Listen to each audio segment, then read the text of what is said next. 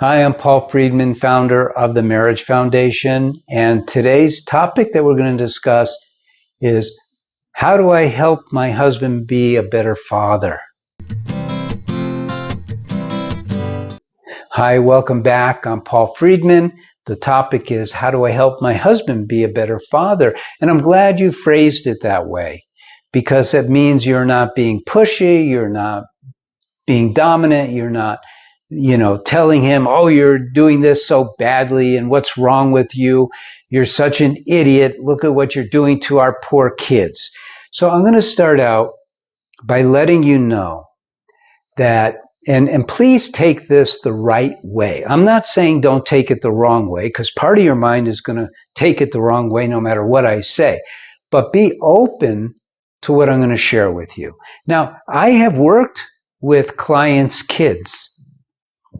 And I usually, unless they're older, I had the parent in there as I worked with their children so that I could show them the right way to work with a child. And I'm going to tell you right now, there are magnitudes of differences between a boy and a girl, a boy and a teenage boy, a girl and a teenage girl. Oh my God, talk about a headache. And a father and a mother. And I'm not saying a teenage father or teenage mother.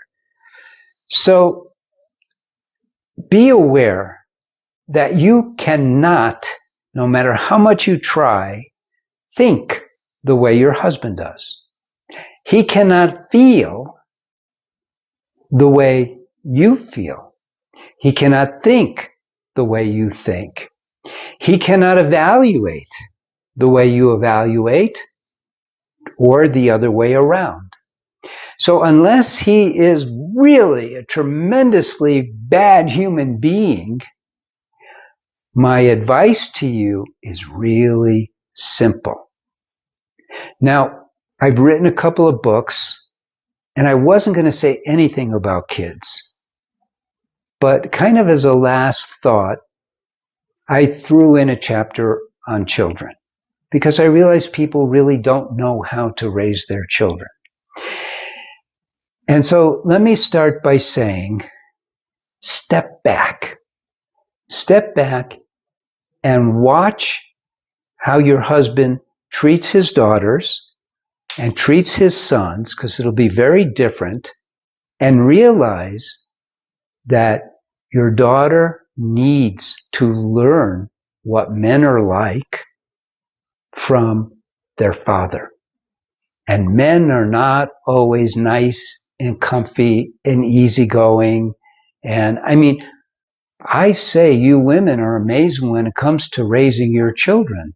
You're so sweet, you're so understanding, you talk things through, you get at the heart of it, and you feel good. There's a lot of comfort. But sometimes your daughter, let's just go there for a minute, your daughter needs a firm hand.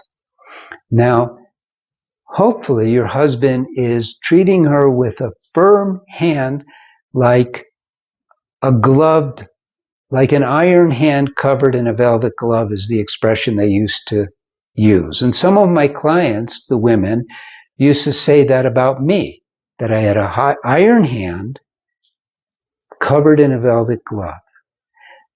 Because that's how a father should be with his daughters, not with his wife, but with his daughters, because they need to know that there are lines to be drawn in life. And women generally don't draw lines. They just don't. Now, boys, a boy is learning how to be a man from his father, not from you. He's learning how to be a husband from his father. So your emphasis needs to be on helping your husband be the best husband who's ever lived. Now we're getting somewhere. Because the example that he's setting for his son and his daughter too, because she needs to know who she's going to marry, has to be consistent with how you two get along. Now we're getting somewhere. Are you and your husband like this? Are you intertwined? Is your love so powerful that words don't even matter?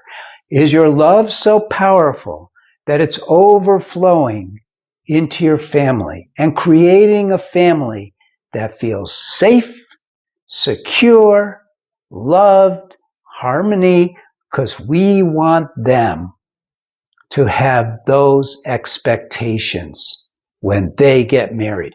That's your whole role with your kids, is to teach them through the example of love with each other, meaning you and your husband. That's what matters. So really the question shouldn't be, how do I help my husband be a better father? And by the way, criticism of your husband is a no-no.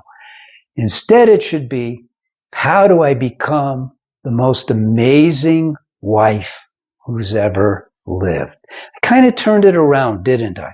Now, I'm not saying you're not an amazing wife, but I am saying you could be better. How do I know? Well, in over 25 years of doing this, I can't remember anyone coming to me who was perfect. So I know you're not perfect. So maybe it'll just help you just to watch these videos and get a different feel of marriage than you've ever experienced anywhere else. I hear that all the time.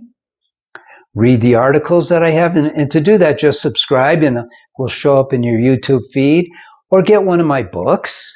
It's not expensive. It's very inexpensive for what you get. And if your marriage starts going sideways, there's always the course for women, but I don't think you need that. I think if you just get one of my books, either Breaking the Cycle or Lessons for a Happy Marriage, you will be blown away by what you learn. Instead of watching look, if you're having a hard time with your husband's discipline, walk out of the room and say, honey, I trust you. Say it to yourself, not to him. Say it to yourself and then stand back. Believe me, even if he's not perfect as a father, he loves the kids, doesn't he? With all his heart, mind, and soul. He would throw himself in front of a car for those kids in a heartbeat, right? What else matters? Are any of us perfect? No. So relax. Learn a little bit. You don't have to teach him. You don't have to help him. You have to love him with all your heart, mind, and soul. Because you're the woman, it will inspire him to love you with all his heart, mind, and soul. And now we're getting somewhere. I'm still Paul Friedman after all this time. Thank you for putting up with my meandering a little bit. God bless you. Visit us. Visit our website. We have so much to offer you. Thank you. And oh, by the way, like the video and even share it on social media. God bless you and take care.